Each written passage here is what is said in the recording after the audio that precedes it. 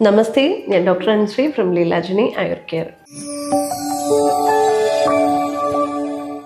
ഇന്ന് നമുക്ക് നോക്കാം ഈ ഫാറ്റി ലിവറിനെ പേടിക്കേണ്ടതുണ്ടോ എന്നുള്ളതിനെ പറ്റിയിട്ട്.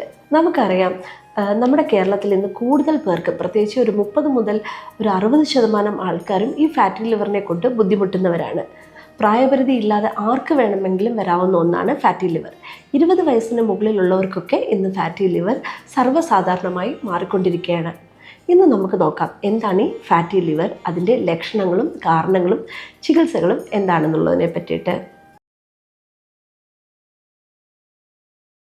ഫാറ്റി ലിവർ പ്രധാനമായിട്ടും 2 തരത്തിലാണുള്ളത്. ഒന്ന് നമ്മൾ ആൽക്കഹോളിക് ആയിട്ടുള്ളതും ഒന്ന് നോൺ ആൽക്കഹോളിക് ആയിട്ടുള്ളതും. ആൽക്കഹോൾ എന്ന് പറയുമ്പോൾ നമ്മൾ കൂടുതലായിട്ട് ആൽക്കഹോൾ എടുക്കുകയാണെന്നുണ്ടെങ്കിൽ ഫാറ്റി ലിവർ ഉണ്ടാകാനുള്ള ചാൻസസ് കൂടുതലാണ്. മറ്റൊന്ന് ഈ നോൺ ആൽക്കഹോളിക് എന്ന് പറയുന്നത് അമിതമായിട്ടുള്ള കൊഴുപ്പടങ്ങിയ ആഹാരങ്ങൾ, കാർബണേറ്റഡ് ആയിട്ടുള്ള ഡ്രിങ്ക്സും മറ്റും നമ്മൾ കുടിക്കുന്നത് കൊണ്ട്, അല്ലെങ്കിൽ ഷുഗർ കണ്ടൻറ്റ്, സോൾട്ട് കണ്ടൻറ്റ് ഒക്കെ ഭക്ഷണത്തിൽ കൂടുതലായിട്ടുണ്ടെങ്കിൽ, ബേക്കറി പ്രോഡക്ട്സ്, സോസേജ് ഐറ്റംസ് ഒക്കെ നമ്മൾ പ്രിസർവേറ്റീവ് അടങ്ങിയ ഭക്ഷണങ്ങളൊക്കെ കൂടുതൽ കഴിക്കുന്നത് കൊണ്ടാണ് നമുക്ക് ഒരു നോൺ ആൽക്കഹോളിക് ലിവർ ഡിസീസ് അല്ലെങ്കിൽ ഫാറ്റി ലിവർ ഉണ്ടാകുന്നത്. ഫാറ്റി ലിവറിൻ്റെ പ്രധാന ലക്ഷണങ്ങൾ എന്തൊക്കെയാണെന്നുള്ളതിനെ പറ്റി ഒന്ന് നോക്കാം. അമിതമായ ക്ഷീണം, തളർച്ച, രാവിലെ എഴുന്നേൽക്കുന്നതിനൊരു ബുദ്ധിമുട്ട്, ഭക്ഷണം കഴിക്കാൻ പറ്റാത്ത ഒരു അവസ്ഥ, നമ്മുടെ വയറിൻ്റെ റൈറ്റ് സൈഡിൽ ഒരു പെയിൻ അനുഭവപ്പെടുക, ഭാരം അനുഭവപ്പെടുക, അതോടൊപ്പം തന്നെ ഒന്നിലും ഒരു ഉത്സാഹമില്ലായ്മ, ഇതൊക്കെയാണ് ഫാറ്റി ലിവറിൻ്റെ പ്രധാന ലക്ഷണങ്ങൾ. ഫാറ്റി ലിവറിൻ്റെ മറ്റ് ലക്ഷണങ്ങളെന്ന് പറഞ്ഞു കഴിഞ്ഞാൽ അമിതമായിട്ടുള്ള ബോഡി വെയ്റ്റ്, ഒബേസിറ്റി കാരണം കൂടുതൽ സമയം ഒരേ ചെയറിലൊക്കെ ഇരുന്ന് വർക്ക് ചെയ്യുന്നവരിൽ, അതേ കണക്ക് തന്നെ അധികം എക്സസൈസ് ഇല്ലാത്തവരിൽ ഒക്കെയാണ് ഇത് കൂടുതലായിട്ട് കാണപ്പെടുന്നത്. കൊഴുപ്പുള്ള ആഹാരങ്ങളൊക്കെ അധികമായിട്ട് കഴിക്കുമ്പോഴത്തേക്ക് ഈ കൊഴുപ്പ് വന്ന് നമ്മുടെ ലിവറിലും വന്ന് ഡെപ്പോസിറ്റ് ചെയ്തിട്ട് ലിവർ എൻലാർജ്മെൻറ്റ് ഉണ്ടാവാനായിട്ട് കാരണമാക്കുന്നുണ്ട്. അതുകൊണ്ട് തന്നെ ഡയബറ്റീസ്, ഹെപ്പറ്റൈറ്റിസ് ബി, അതല്ലെങ്കിൽ ചില മെഡിക്കേഷൻസിൻ്റെ ഒരു സൈഡ് എഫക്റ്റ് ആയിട്ടുമൊക്കെ ഈ ഒരു ഫാറ്റി ലിവർ കണ്ടുവരുന്നുണ്ട്. ഫാറ്റി ലിവറിനെ നമുക്ക് ആയുർവേദത്തിലൂടെ എങ്ങനെ പരിഹരിക്കാമെന്നുള്ളതിനെ പറ്റി ഒന്ന് നോക്കാം. ആയുർവേദം എന്നും പറയുന്നത് നിദാന പരിവർജനം ചെയ്യുക, നമ്മുടെ പോസിറ്റീവ് ഫാക്ടേഴ്സ് മാറ്റുക.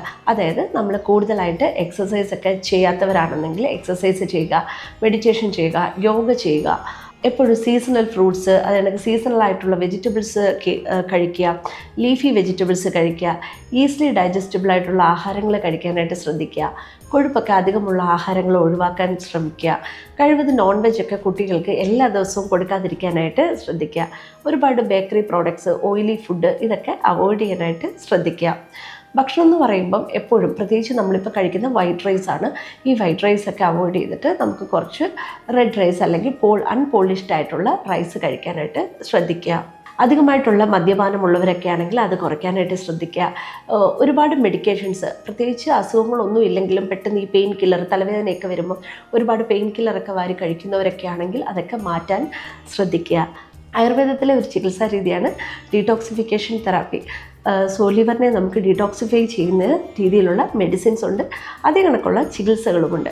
അപ്പം നമ്മൾ ആയുർവേദത്തിലെ പഞ്ചകർമ്മ തെറാപ്പി, പ്രത്യേകിച്ച് പറഞ്ഞാൽ വമനം, വിരേചനം, വസ്തി ചികിത്സകളൊക്കെ തന്നെ ഇതിന് വളരെ പ്രയോജനം ചെയ്യുന്നുണ്ട്. അത് കണക്ക് തന്നെ നമുക്ക് പുറമേയുള്ള മസാജസ്, കിഴിയൊക്കെ ബ്ലഡ് സർക്കുലേഷൻ കൂട്ടാനും നമ്മുടെ ഇമ്മ്യൂണിറ്റി ലെവൽ കൂട്ടാനും നമ്മുടെ മെറ്റബോൾസ് ഇമ്പ്രൂവ് ചെയ്യാനും സഹായിക്കുന്നുണ്ട്. വിദ്യാവണ്ണം നമ്മൾ മെഡിസിൻസ് കഴിച്ചാൽ നമുക്ക് വേണ്ട രീതിയിൽ ഇതിനെ മാറ്റിയെടുക്കാൻ സാധിക്കുന്നതാണ്. ആയുർവേദത്തിലെ എഷ്ടിമധു ചൂർണം, അതല്ലെങ്കിൽ ഇരട്ടി മധുരത്തിൻ്റെ ചൂർണം ദിവസവും രാവിലെ തേനിൽ ചാലിച്ച് കഴിക്കുന്നത് ഒരു പരിധിവരെ നല്ലതാണ്. അതോടൊപ്പം തന്നെ ചുക്കിട്ട് വെള്ളം തിളപ്പിച്ച് കുടിക്കാം, അയമോദകം ഇട്ട് വെള്ളം തിളപ്പിച്ച് കുടിക്കാം, ചൂടുവെള്ളം എപ്പോഴും കുടിക്കാനായിട്ട് ശ്രദ്ധിക്കുക. ഇതൊക്കെ തന്നെയും ഈ ഒരു ഫാറ്റി ലിവറിനെ മാറ്റുന്നതിന് നല്ലതാണ്. മനസ്സ് വെച്ചാൽ നമുക്ക് മാറ്റിയെടുക്കാൻ പറ്റുന്ന ഒരു അസുഖമാണ് ഫാറ്റി ലിവർ. ഇത് യഥാസമയത്ത് മാറ്റിയില്ലെന്നുണ്ടെങ്കിൽ നമുക്ക് ലിവർ സിറോസിസ് തുടങ്ങിയ നെക്സ്റ്റ് സ്റ്റേജസിലോട്ട് പോകാനായിട്ടുള്ള കാരണമാക്കുന്നുണ്ട്. അതുകൊണ്ട് വേണ്ട രീതിയിലുള്ള ചികിത്സ ഒരു ഡോക്ടറിൻ്റെ നിർദ്ദേശപ്രകാരം എടുക്കുക. ഇതിനെപ്പറ്റി കൂടുതൽ ഡൗട്ട് ഉണ്ടെന്നുണ്ടെങ്കിൽ താഴെ കാണുന്ന നമ്പറിൽ കോൺടാക്റ്റ് ചെയ്യുക. അതുവരേക്കും നന്ദി, നമസ്തേ.